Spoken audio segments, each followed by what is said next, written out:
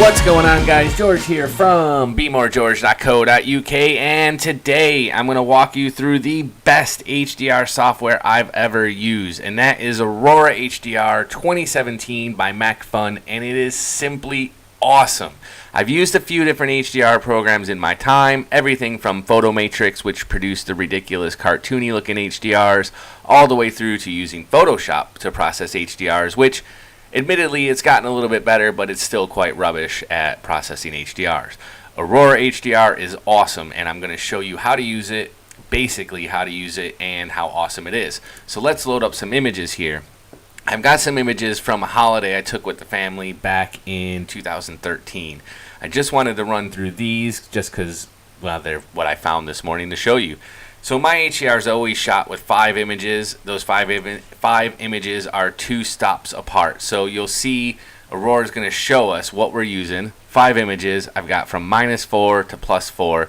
Each exposure is 2 stops from the previous exposure. That's just how I've always done my HDRs. Down here is the alignment button where you can get rid of ghosting and chromatic aberrations and things like that. Honestly, I find most HDR programs don't do a very good job with that, and trying to remove ghosting is where you end up with that really ridiculous cartoon glow going on in HDR photos. If you've shot everything correctly and you've shot it on a tripod, you're protected from wind and all that stuff, you shouldn't have any of those issues to begin with. So shoot it correctly, you won't have to worry about that button. So let's create the HDR. So Aurora is going to process these, and it's going to give us a base HDR to work with, and in my opinion it always still looks a bit too ridiculous, but you can see already over on the right we've got a lot of options over there. We can do a lot to this photo to make it awesome in Aurora on its own, not even having to take it into Photoshop. Now, one of the really nice things with Aurora though is it also, besides being standalone as you see it right here, it also can run as a plugin for Photoshop. So you can have an image open in Photoshop, decide you want to run a little bit of the Aurora HDR on it, and then have it as a layer in Photoshop, and it's pretty awesome. So anyways, you can see, besides it being a little bit crooked, here is the initial processing from Aurora HDR. It looks good. There are a lot of people that would be quite happy with that. For me, it's still too cartoony looking. I mean, it's not even really cartoony looking, but it's too unrealistic for me. I don't like it. So I'm going to edit this a bit. Now down here, you've got a bunch of presets that you can apply. These are preset filters that Macphun have made for Aurora. You can make your own and save them down here as well, but that'll be another video. But I'm not really a fan of applying presets to HDRs because I think that's where you end up with that really ridiculous cartoon look and that unrealistic look. So we're going to ignore those for now because you've got so many options over here. I mean, look how long this is, that you don't need any of these presets.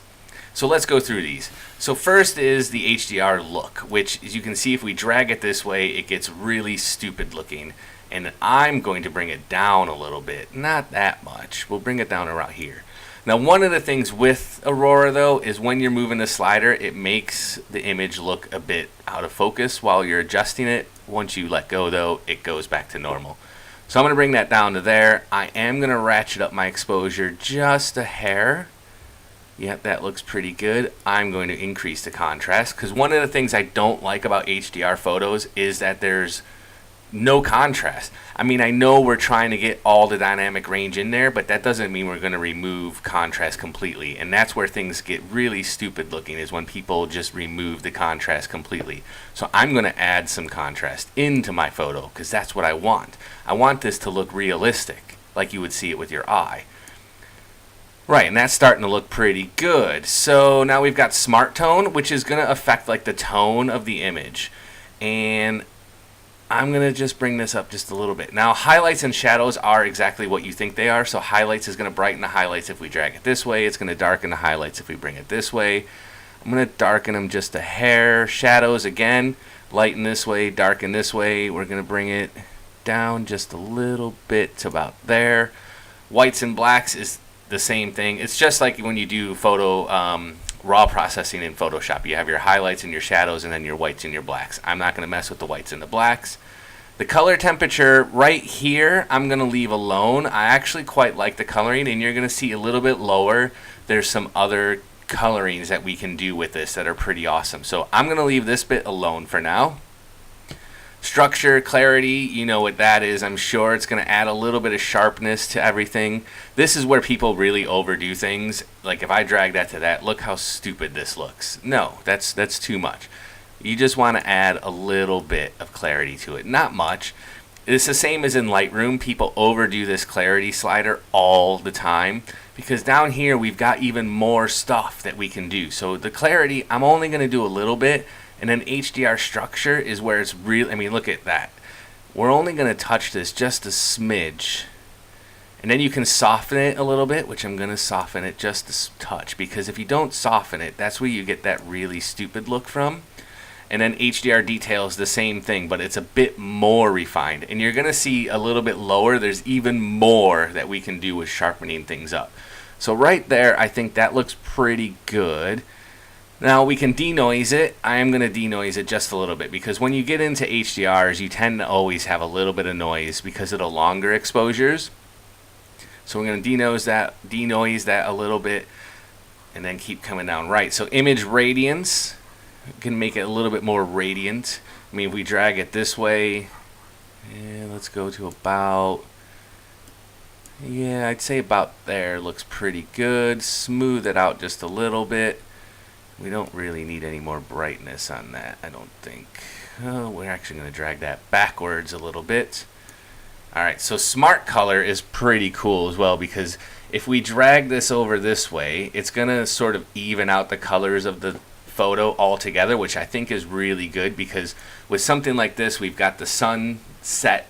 Well, it's kind of a sunset going on up there, and then you've got sort of browns down in the bottom. And if we drag this up, it sort of evens those tones out, and then we can warm the entire photo up just a little bit. Polarizing filter is what it says it is, which is a polarizing filter. For this photo, I don't need it, so we're going to leave it alone.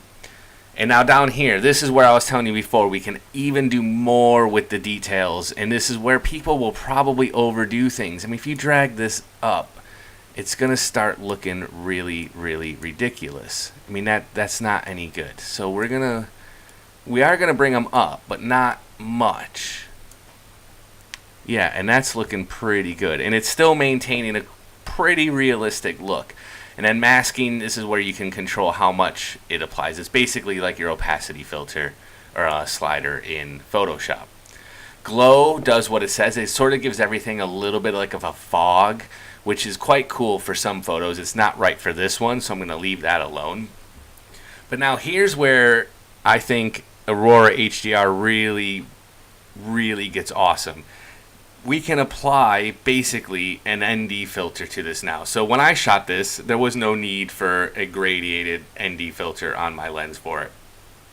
But I'm looking at it now, and I can say, right, I want to darken up those clouds just a little bit, brighten up the bottom just a little bit, and then we can also change the blend. So let's shift this up to where our horizon line actually is, but because I'm going to blend it so much, I'm actually going to lower it down just a hair.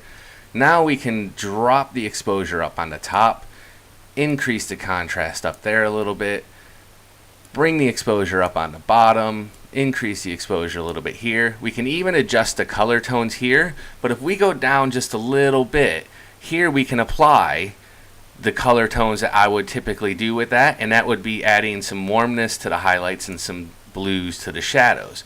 So if we click on that, we've got warm in the highlights, blues in the shadows. Because this photo doesn't have a lot of shadow, everything is looking really, really orange. So if we drop this slider down, this is essentially our opacity slider, drop it down a little bit. Now we can go up here and say, right, that tint is good for the highlights, but let's protect the highlights a little bit. And what this is going to do is just apply the orange to more of just the highlights and less of the shadow. So it's going to refine the mask a little bit down to just the highlights.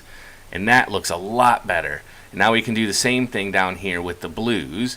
And if we hit the balance button, it's going to shift it to being a bit more blue than orange. And now that looks really good. And then down here, you can apply a vignette if you want. And then we can add other layers to it as well. But I don't want to do that right now. I just wanted to show you from 5 exposures to a finished image in only a few minutes with Aurora HDR. It's amazing. I mean, look how good that looks. Now I've got to straighten it out and do some other things to it, but I'm not going to do that just yet. So we can show you a before and an after. When you click on this, it's going to show you like the base exposure before, and then you can drag this slider across. So this was our base exposure. This is our finished HDR. It's HDR looking, but it's not too unrealistic looking. I think that's pretty good. I mean, I would definitely go out and check out this. It's not expensive at all. If you go to my website, bemoregeorge.co.uk, I've got some things on there about that, and you can even get a discount code for it, which is bemoregeorge, and that'll give you $10 off on it.